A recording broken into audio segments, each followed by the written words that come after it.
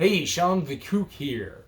I am bringing you more about dude-jitsu. Dude-jitsu is the official martial art of the religion of the Church of the Latter-day Dude, a movie inspired by the movie The Big Lebowski and the Eastern philosophy of Taoism. Also a lot of other philosophies, and there's other movies you can dig too to get on board with the dudism train. Check it out, dudeism.com, founded by Oliver Benjamin back in the early 2000s.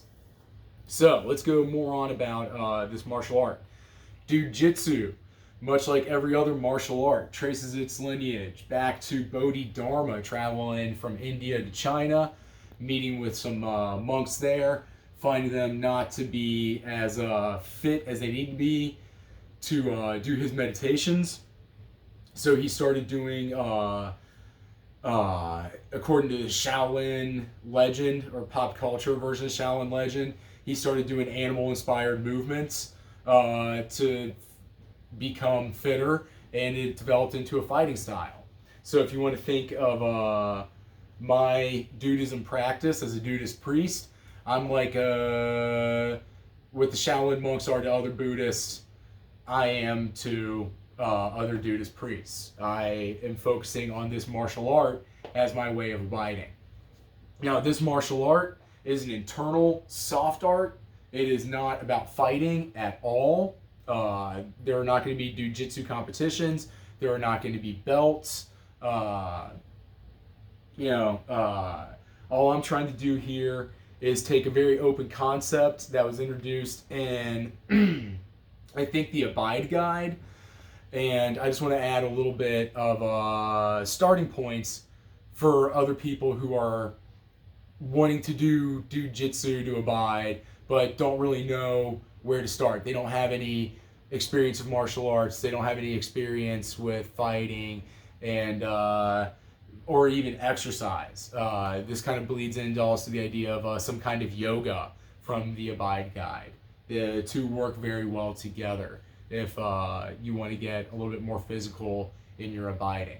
So let's go on with the first three forms. This may take a while to get through. This introduction already took a while, so thank you for being patient and sticking in there with me. So form one is we're learning to move our feet, learning to stay on the move so that we are forced to keep breathing. Moving targets are harder to hit. If you stay moving in life, you're less likely to get bogged down. So there's always a philosophical reason behind the moves that we are doing beyond just a martial arts inspired exercise. There is a lesson for the mind and heart as well, if you want to get really corny about it, for the heart. Oh, okay, so here we go.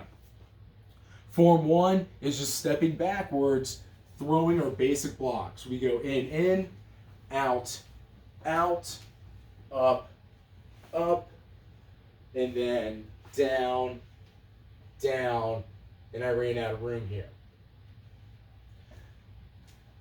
So what we're trying to do is create space away from our attacker. Our opponent in this is just life stresses and our ego, but we're learning how to create space and stay on the move. And that's all that it is for form one. You just practice that. And then if you want to start back, you can also practice it as moving forward. The point is, what you're learning is staying in movement. Syncing up your breath to your movement and using your whole body to move. Pretty simple, right? Yeah, because this isn't rocket science.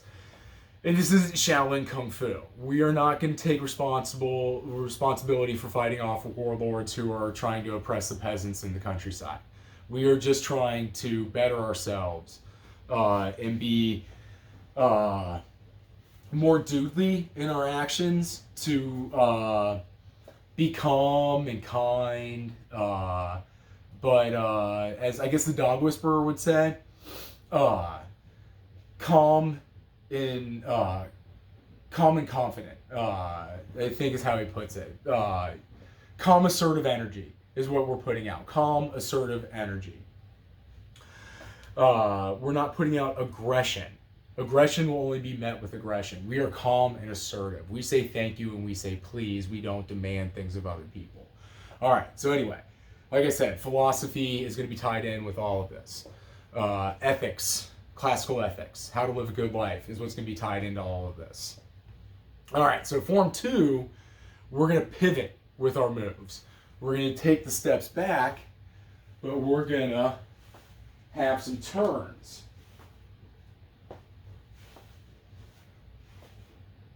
That's all form 2 is. And then you repeat it on the other side. It's the same blocks, but just a couple turns added in. And the lesson is sometimes in life you have to make pivots. It's not just creating space. You have to create space and then pivot. And then form 3,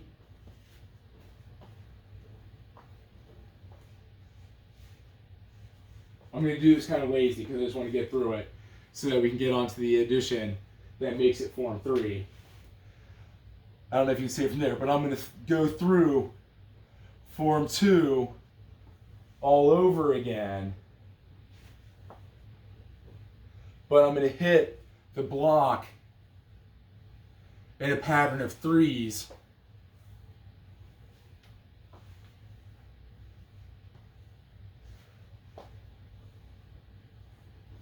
I hit the block in the pattern of 3s added on, so that instead of having to do that final pivot, I'm facing forward. And now, the final lesson of form 3 is we come up for a block, we come up for a block, we do another sweeping block,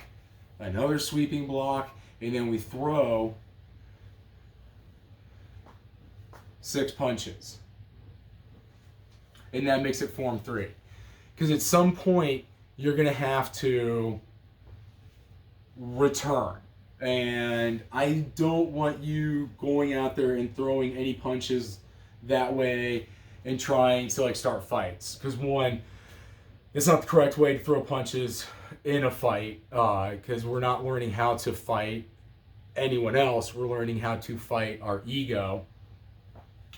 And 2, I hate how a lot of internet tough guys are out there trying to sell self-defense, warrior culture, because what they're not being honest about is if a lot of the stuff they're telling you to do, if you do that out on the street, you're gonna go to jail. Worst case scenario, you kill somebody and you go to prison for life. Stand your ground laws only apply to the uber wealthy. But if you get into a scrap over a parking spot and you punch somebody and they hit the ground the wrong way and die, you're going to prison. There's no way around it. It's just a fact of life. And then you better hope that's all that happens, because if the family of the victim decides that they have enough money and you have enough money, they can come after you civilly, and then you lose everything, and your family can be civilly liable. Like it's a whole mess. So fighting really is not the answer most people think it is. And the situations of where the random insane person is going to jump out and attack you is literally the times it happens in the news is the exceptions that prove the rule, is that shit doesn't happen in real life.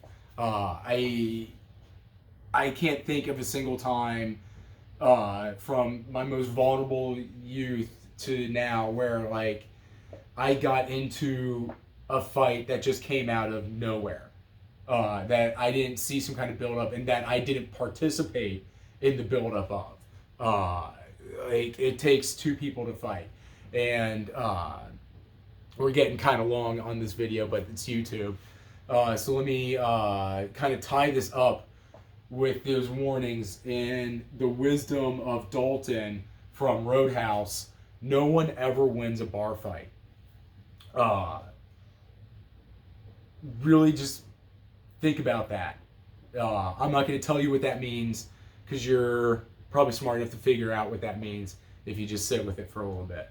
Probably won't even have to be that long. And then older saying is to win 100 battles, to win 100 victories in 100 battles is not the highest skill. The highest skill is to subdue the enemy without fighting. And that brings us back to that calm, assertive energy. Subdue with skillful words and skillful actions, not with violence.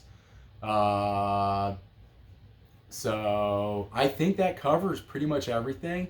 And I'd really like to thank you for making it through this over 10-minute video. I really do appreciate that. And I'd appreciate it more if you could like, comment, and subscribe, and join me on this experiment, this journey, as I work on my Dudist priestly practice. Thank you.